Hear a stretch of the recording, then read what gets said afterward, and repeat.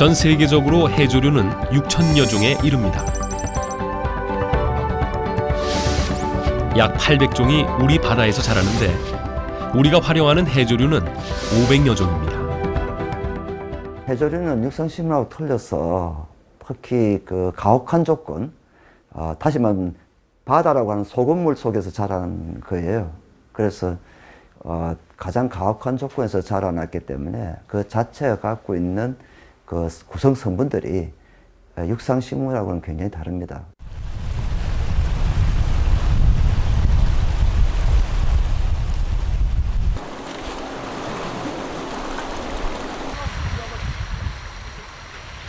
오랫동안 우리가 중요한 식량 자원으로 활용해온 슈퍼푸드 해조류.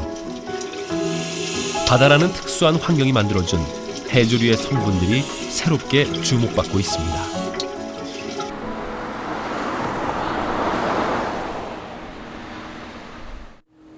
최근 제주대학교의 한 연구팀은 천연생물 자원에서 방사선 방어제를 개발하는 과정에서 놀라운 발견을 했습니다. 해조류에서 방사선에 피폭된 동물을 보호하는 물질을 발견한 것입니다. 퓨코이단을 생지에 투여한 다음 방사선을 피폭하게 되면 이 창자 조직, 그 다음에 골수 조직에서 세포 보호 효과가 현저해서 마우스의 생존율도 더 높아지게 되고 결과적으로 그 방사선 방호 효과가 있는 것으로 확인되었습니다. 연구팀은 실험을 위해 원자핵에서 나오는 전리 방사선의 일종인 감마선을 생쥐에게 피폭했습니다. 그리고 갈조류 중 하나인 폐에서 추출한 물질을 투여했습니다.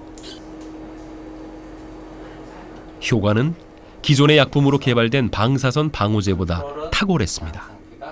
방사선에 피폭된 마우스 창자 조직에서 장육모는 현저히 짧아지게 되고 육모를 만드는 장샘의 숫자도 현저히 감소되어 있습니다. 그러나 이 항산화제인 이 폐추출물을 투여한 다음 방사선에 피폭되게 되면 장샘의 숫자라든가 육모의 길이가 방사선에 피폭된 그룹에 비해서 숫자도 많아져 있고 길이도 더 길어져 있는 것을 알 수 있습니다. 갈조류인 폐뿐만 아니라 홍조류 등 다양한 색소를 지닌 해조류로 같은 실험을 진행했습니다. 효과의 차이는 있지만 대부분의 해조류에서 세포 보호 효과를 확인할 수 있었습니다. 거의 대부분의 해조류들은 색소를 가지고 있고 또 그 색소들은 항산화능을 갖고 있기 때문에 이들로부터 추출되는 유효 화합물들은 대부분 항산화능을 갖게 되고 이 항산화능을 생체에다 투여한 다음 손상, 예를 들면 방사선 손상이든 다른 어떤 이 손상을 줄 경우에도 세포 보호 효과가 현저함을 알 수 있습니다. 지난 여름 제주도의 한 바닷가 풍경입니다.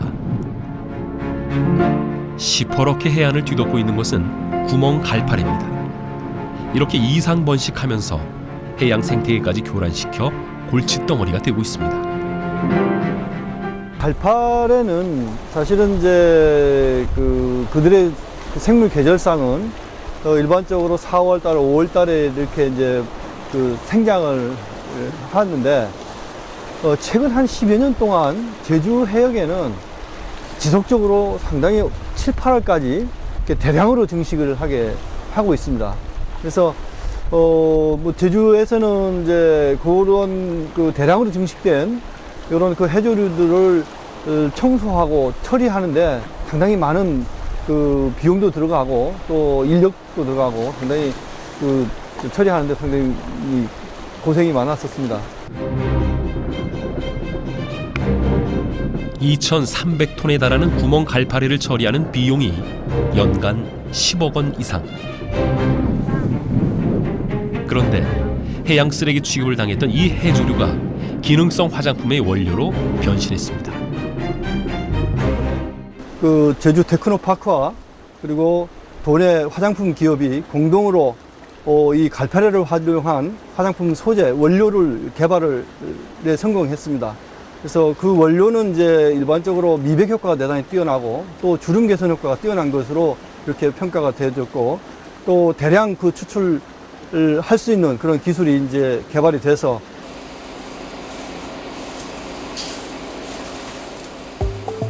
그동안 화장품 원료로 수입됐던 프랑스산 참 갈파레를 대체할 자원으로 부상한 구멍 갈파레. 연구팀은 가수분해를 통해 구멍 갈파레에서 기능성 화장품의 주성분인 글루크로닉 애시드를 추출해냈습니다. 글루크로닉 액시드 같은 경우에는 그 세포 내로 들어가서 일단은 30대 중반 여성들 같은 경우 30대 중반에 넘어가면 콜라겐 합성 능력이 떨어지고 콜라겐을 분해하는 능력이 커지는데, 이 원료를 쓰게 되면 그게 이제 20대 피부처럼 회복이 되는 거죠. 콜라겐 합성하는 능력이 증가를 하고 분해하는 능력이 감소하면서 이제 탄력에 관련된 콜라겐이 피부에 많아지면서 탄력이 개선이 되고 주름이 어느 정도 개선이 되는 그런 기능을 가지고 있는 거예요. 기존의 프랑스산 추출물보다 효능도 더 좋은 것으로 나타났습니다. 이미 안정성과 임상 효능의 확인까지 거쳐 제품 개발을 마친 상태입니다. 해조류는 육상식물하고는 달라가지고 고분자를 굉장히 많이 가지고 있는 경우가 많더라고요. 그래서 그 고분자를 어떻게 기능성 물질로 변환을 시키느냐가 관건인 것 같아요. 그래서 그 변환을 시킬 수 있는 기술을 확보를 한다면 이 해조류는 훨씬 더 효능이 좋은 물질로 탄생을 할 수 있을 거라고 생각을 하고, 화장품 시장에서도 충분히 기능성 화장품으로서 그 원료로 사용될 수 있을 거라고 생각이 됩니다.